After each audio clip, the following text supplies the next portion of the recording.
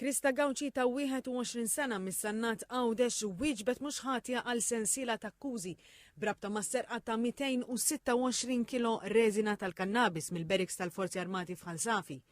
Fil-qorti l-ispettur Mark Merċieqa spjega li Gawci deret bil-karozza viċin il-beriks. Kien hawn li skattat investigazzjoni fejn ġew elevati numru ta' filmati mit-toroq f'Ħalsafi sa Ħażebbuġ fejn allegatament kien hemm il-garaxx ta' Sean Attard li fih kienet qed tinżamm droga.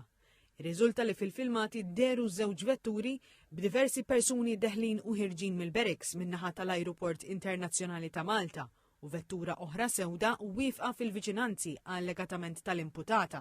Intqal ukoll li fl-interrogazzjoni is-sieħeb ta' Gawci Cleveland Patch li qed jinżamm arrestat brabta mal-istess serqa ikkonferma li kienet miegħu fuq il-post. L-Ispettur Merċieqa qal li Missier Patch ħada min jeddu id-depow tal-Pulizija u fl-istqarrija li tat ikkonfermat li kienet qed issuq.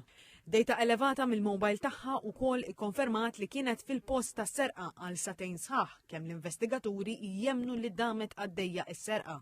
Il-prosekuzzjoni spjegat li Gawci hija 13 persuna li l-Pulizija arrestat brabta ma' din is-serqa. L-Ispettur Merċieqa żied li uħud mill-persuni ingħataw il-police bail u bekk jekk l-imputata tingħata l-libertà proviżorja teżisti l-biża' ta' tbabiż ta' provi. Minnaħa l-oħra d-difiża argumentat li din il-biża' mhix waħda reali għaliex Gawci toqgħod Għawdex.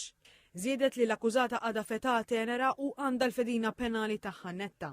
Il-Maġistrat Kevan Azzopardi ċaħat it-talba għal ħelsien mill-arrest minħabba li ammont sostanzjali ta' droga għadha ma nstabitx bil-possibilità wkoll li jitresqu aktar persuni brabta mal-istess każ fil-jiem li ġejjin.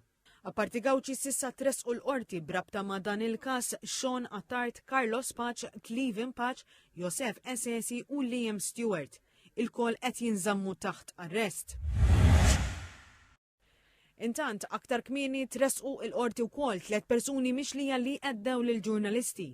L-allegat teddid seħ l-4 fil-għaxija waqt li fil-qorti kienu qed jitresqu l-ewwel 4 persuni brabta ma' serqa ta' 226 kilo kannabis minn kontejner li kien taħt il-kustodja tal-Forzi Armati. Il-persuni huma Keith Patch, Marija Grixti u Desideria Grixti. L-akkużati wieġbu ħatja għall-akkużi u għamlu apoloġija. Il-qorti preseduta mill-Maġistrat Kevan Azzopardi ikkundannat lil Keith Patch sena ħabs sospiżi għal 4 snin. Fir-rigward ta' Desideria Grixti il-qorti liberata bil-kundizzjoni li ma tagħmilx reati ieħor fi żmien 3 snin millum. Omma Marija Grixti kienet illiberata wkoll bil-kundizzjoni li ma tagħmilx reati ieħor fi żmien sena millum. Il-qorti ħarġet ordni ta' protezzjoni favur iż-żewġ ġurnalisti u kamera person ta' One Productions.